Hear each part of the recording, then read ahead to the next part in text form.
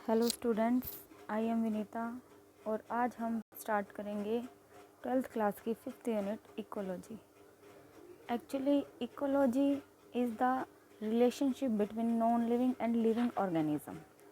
और इसको सबसे पहले जो बताया था, इसकी जो टर्म दी थी वो रिटर ने दी थी और करेक्टली इसको डिफ़ाइन हक्कल ने किया था। Very very important question, 1 marks में आ जाता है। इसकी डेफिनेशन जो दी थी वो ये कहा था कि science deals with the reciprocal relationship of organism and the external world. Then Warming नाम के साइंटिस्ट, जिसको हम फादर ऑफ इकोलॉजी भी कहते हैं, और साथ ही आपने E.P.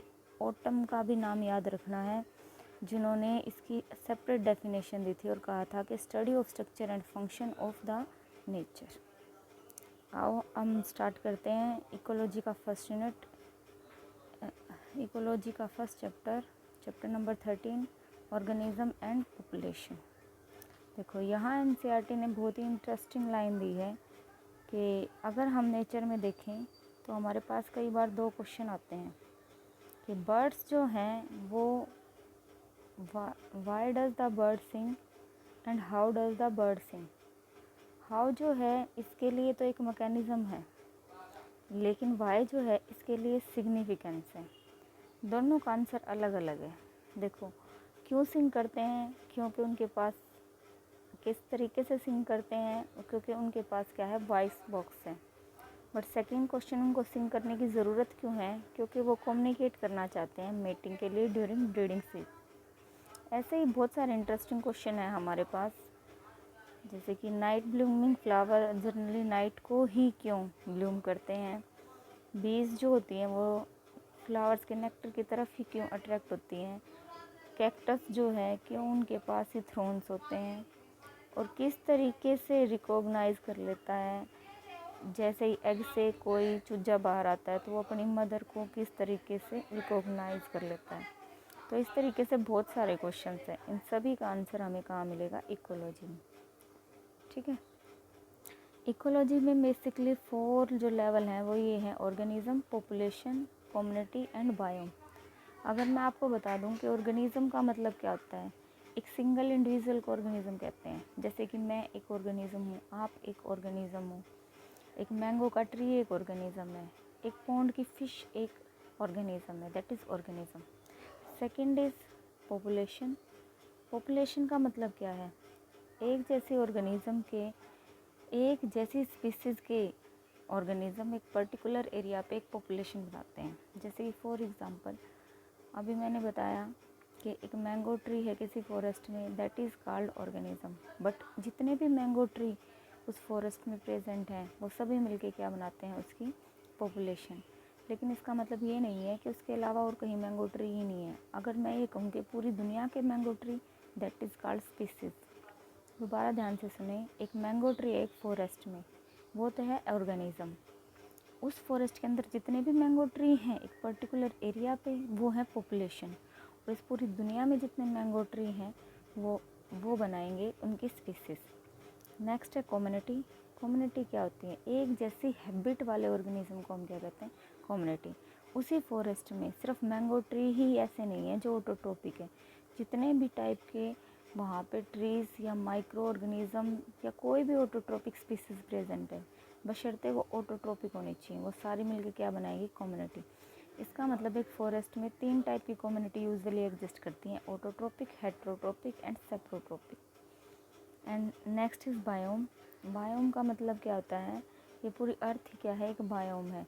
अगर हम इसके साथ, अभी तक हम सिर्फ लिविंग की बात कर रहे थे, नॉन लिविंग को भी इसके अंदर इंक्लूड कर दें तो दैट इज़ कॉल्ड बायोम। ठीक है, नेक्स्ट हम बात करेंगे organism and it's environment. Ecology जो है एट द ऑर्गेनिज्म लेवल जो है, उस अगर हम इकोलॉजी की बात करें ऑर्गेनिज्म लेवल पे, तो उसका मतलब क्या है कि ये फिजियोलॉजिकल और इकोलॉजी की बात कर रहे हैं। ठीक है, अब जो अर्थ है, अर्थ के ऊपर जो अलग अलग टाइप के हमें स्पीसीज़, वैरायटी सब दिखाई दे रही हैं, वो किसकी वजह से है, किस तरीके से ये सब कुछ ऑर्गेनाइज हुआ है।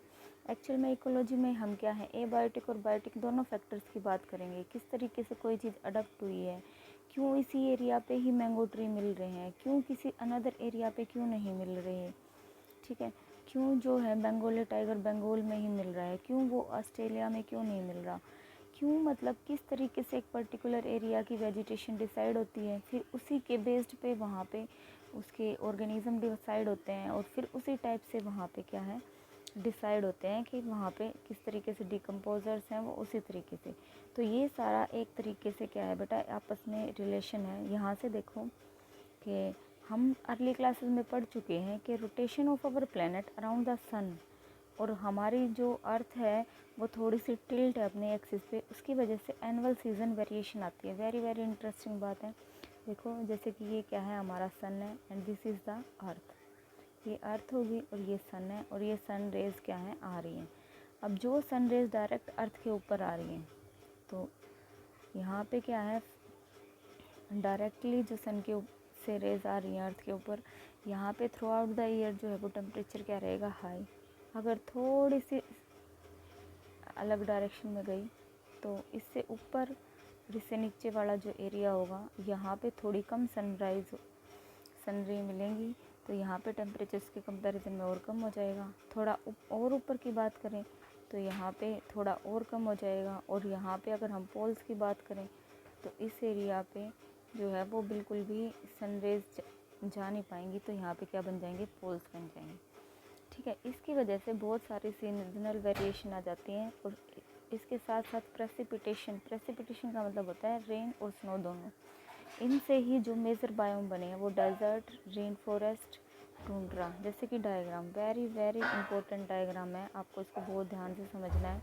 देखिए जहाँ पे टेम्परेचर भी हाई है और जहाँ पे रेनफॉल भी आई है, तो वहाँ पे क्या बनेंगे tropical rain forest. This is the tropical rain forest, क्योंकि यहाँ पे टेम्परेचर भी हाई है और यहाँ पे जो है रेनफॉल भी हाई है। जहाँ पे टेम्परेचर और रेनफॉल दोनों ही कम होंगे तो वहाँ पे बनेंगे आर्टिक या अल्पाइन टैंडर। ठीक है, जहाँ पे टेम्परेचर हाई हो और रेनफॉल बिल्कुल कम हो तो क्या बनेगा डेजर्ट। जहाँ पे टेम्परेचर और रेनफॉल दोनों मॉडरेट हों वहाँ पे बनते हैं कॉनिफेरस फॉरेस्ट। ठीक है, अगर हम बात करें कि टेम्परेचर भी थोड़ा सा कॉनिफेरस से हाई हो, ठीक है, थोड़ा टेम्परेचर कॉनिफेरस से हाई हो और थोड़ा सा क्या है कम हो रेनफॉल, तो क्या बनते हैं ग्रासलैंड। जहाँ पे टेम्परेचर हाई हो या टेम्पलेट फॉरेस्ट, जहाँ पे टेम्परेचर हाई हो और रेनफॉल थोड़ा कम हो तो उस वहाँ पे क्या बनते हैं ग्रासलैंड। हाँ ठीक है, आगे हम बात करेंगे कि जो ये मेजर बायोम है कुछ इंडिया की, तो वहाँ पे जो है अलग अलग तरीके से बनेंगे। जैसे कि अगर इंडिया की बात करें तो यहाँ पे स्क्रोचिंग जो है राजस्थान डेजर्ट भी है, यहाँ पे पोलर रीजन भी है, माउंटेन भी है, बॉइलिंग थर्मल एरिया भी है, तो बहुत सारे यहाँ पे स्पीसीज़ हैं। उसी हिसाब से यहाँ पे क्या है माइक्रोब्स है। अब यहाँ पे फिगर देखिए, इसमें कुछ दिखा रखे हैं जैसे कि ट्रॉपिकल रेन फॉरेस्ट है, डेसिडियस फॉरेस्ट है, डेजर्ट है और सी कोस्टल है। अब देखो जितने भी ये हमारे पास इन्वायरमेंट दिखाई दे रहे हैं ये किसकी वजह से दिखाई दे रहे हैं, ये दिखा रखे हैं मोस्ट इम्पोर्टेंट वन बायोटिक और एबायोटिक फैक्टर्स। तो हम याद करेंगे कि एबायोटिक फैक्टर जो है वो टेम्परेचर, वाटर, लाइट और सॉइल है।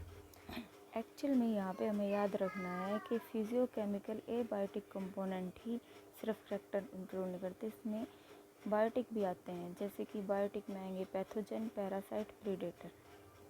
और वेरी वेरी इंपॉर्टेंट बात कि एक पर्टिकुलर एरिया के अंदर जब ऑर्गेनिज्म रहते हैं तो वो क्या बनाते हैं हैबिटेट, वो उसका क्या हो जाता है हैबिटेट।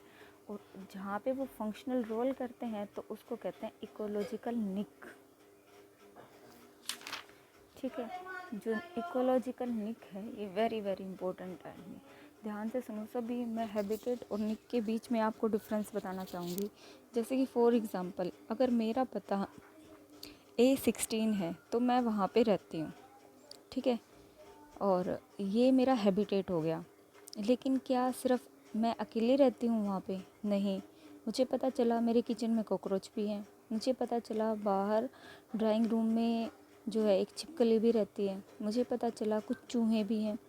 अगर इन सभी से पूछा जाए कि उनका पता क्या है, वो भी सभी क्या बताएंगे, मेरा पता A16 है। इसका मतलब हम सब का हैबिटेट क्या हो गया, सेम हो गया। लेकिन हम एक दूसरे के आगे कभी नहीं आते। जिस दिन एक दूसरे के आगे आए तो हम सब का पता सेम नहीं रहेगा। अगर किसी दिन डिनर करते हुए डाइनिंग टेबल पे ही छिपकली आ जाएगी तो क्या वो बचेगी? क्या चूहा बहुत हद से ज़्यादा परेशान कर देगा तो क्या वह बचेगा? क्योंकि वो जैसे कि हम सेम टाइम पे अपना फंक्शन रोल प्ले नहीं करते ना। जब